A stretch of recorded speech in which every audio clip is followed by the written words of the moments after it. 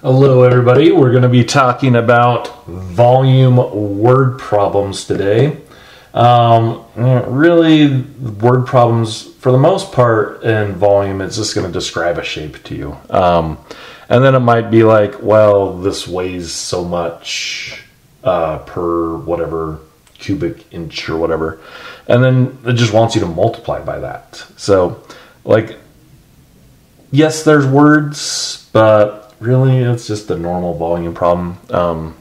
So if we are looking at our first problem that I'm going to talk about today, number 4, this one, a stalactite in a cavern is cone-shaped. So I am going to look at my formula for the volume of a cone. It's right there, 1/3 pi r squared times height, right? So I need a radius and a height, I'm guessing.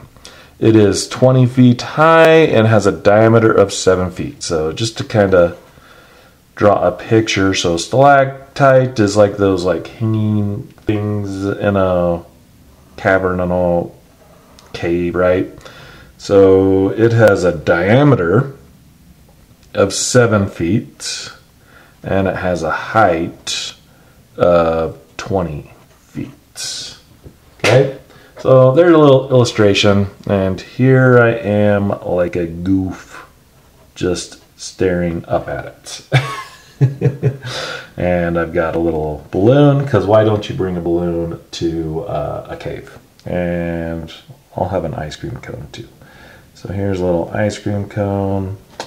I am all set for my spelunking. Here, you can zoom in on my awesome artwork here. So there is my amazing artwork of me just staring up at the stalactite.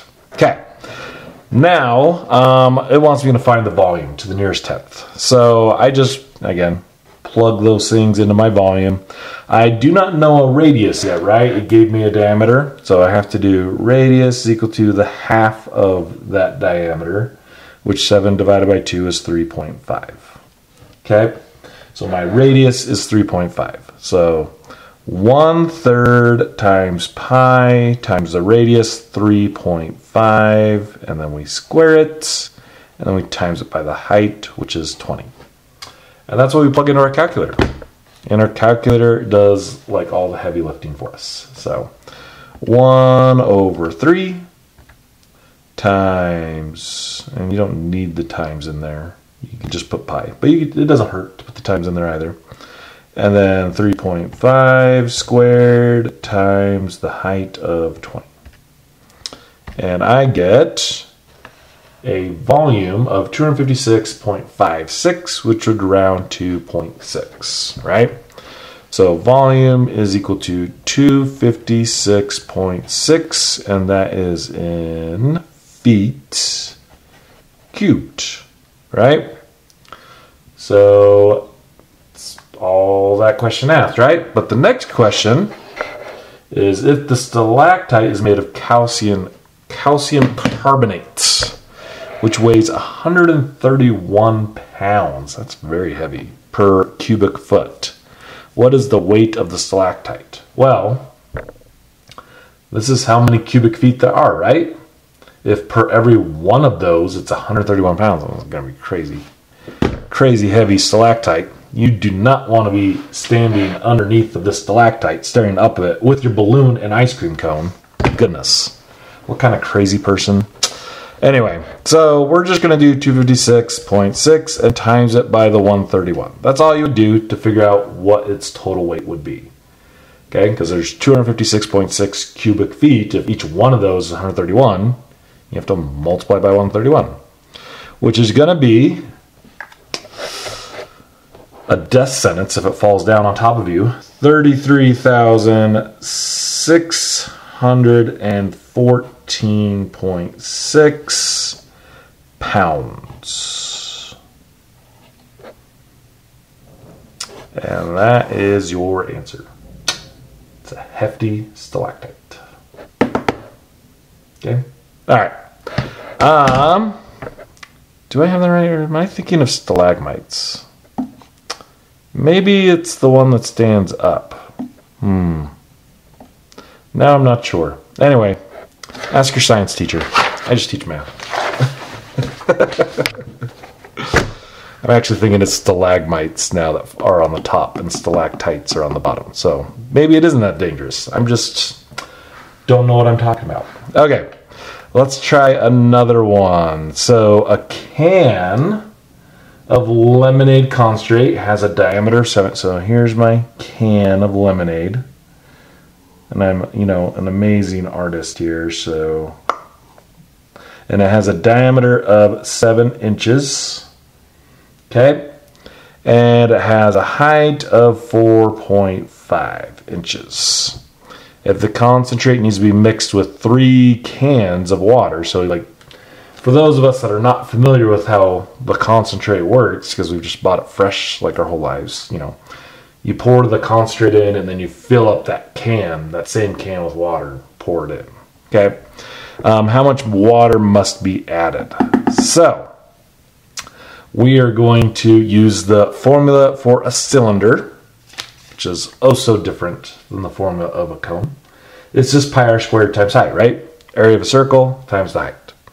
So we still don't have a radius though, we have a diameter, so you would do radius equal to half the diameter, so 7 divided by 2, which is 3.5 again. How about that? Okay, and then you would just plug it in your formula. So pi r squared, or 3.5 squared, times the height, which is 4.5. Okay, this is going to give me the volume, and I need that before I can actually answer what it wants me to do. So pi times 3.5 squared times 4.5 is 173.18. So we're going to say it's 173.1 or 0.2, because we're going to round it nearest 10th. Okay, now it wants to know how much water must be added to get the full mixture, right? So these are in inches. This is inches cubed, right? So if this is 1 can, if I need 3 of those, I would just do that times 3. So 173.2 times 3 is, I put 2 multiplies in there. I just need 1. 519.6. So the volume is equal to 519.6 inches cubed. So 519.6 cubic inches is what it would take to get you some nice lemonade. Okay? Let's try another one. Let's go to another page though. Let's do this one. The radius of a quarter is 12 millimeters tall. Okay, so that's the radius. So here's my quarter, and it has a radius of 12. Okay, and it has a width. So let's do, I'm very good at drawing width there. Its width is 1.5. Okay, so it wants me to figure out how much metal is there in a roll of 40 quarters. So basically what I need to do is I need to find a volume of 1 quarter and then multiply that by 40. So it's not too tough. Quarters are essentially just very skinny cylinders, right? You got circles on the top and then it's just the height. So same volume, so volume is equal to pi times the radius, which is 12. Radius of quarter is 12, yeah. So 12 squared and then times the height of 1.5. Okay, so pi times 12 squared times 1.5 is 678.58 or 0.6. So the volume of 1 quarter is 678.6 millimeters cubed. I mean, it seems like a big number, but it's in millimeters, guys. It's not a lot. Cubic millimeter is it's like nothing. Okay, but then I need 40 of those, right? So I'm going to do 678.6 times 40. And the volume, oh, I did that wrong. 678.6 times 40. And the volume of 40 of those beautiful little quarters is 27,144 millimeters cubed.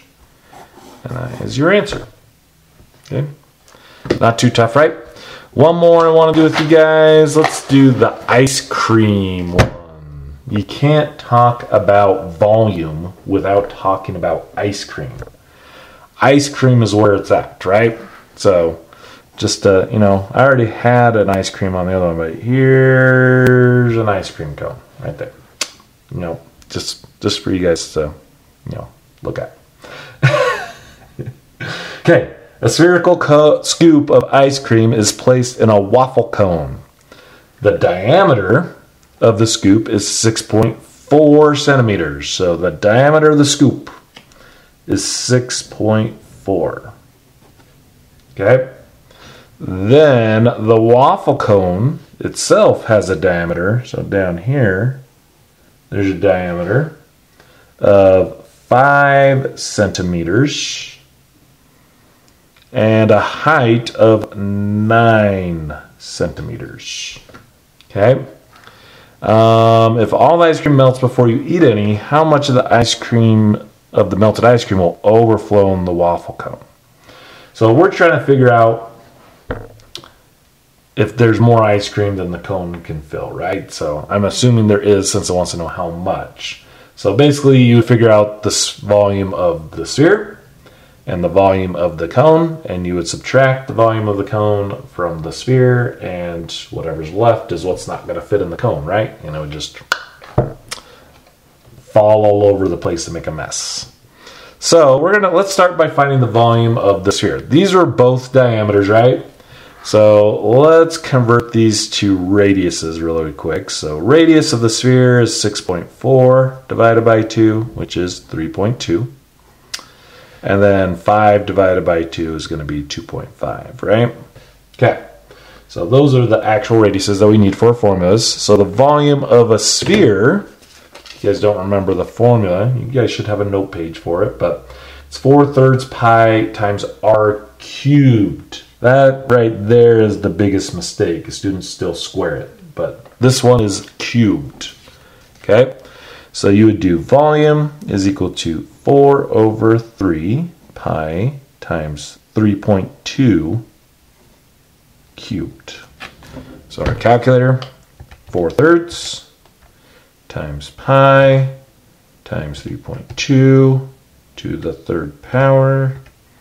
And we get 137.25, which would round to 137.3. And this is in centimeters. So centimeters cubed. Okay? So there's the volume of the sphere.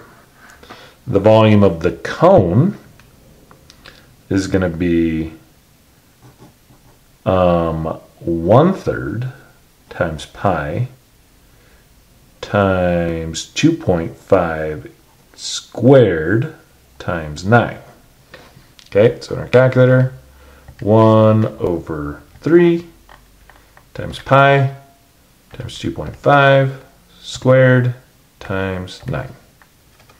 And we get 58.9. So that equals 58.9 centimeters cubed. So if we let it all melt, 137.3 minus 58.9. 0.3 minus 58.9 is going to be 78.4 centimeters cubed would melt all over everything. Okay? So the majority of your ice cream scoop is not inside the cone. It is outside the cone. And you need to eat it before it melts or you're going to make a sticky mess. So, yeah. Okay. That's pretty much it. So if you have any questions, comments, concerns, let me know. We're here to help, and I'll see you guys out there.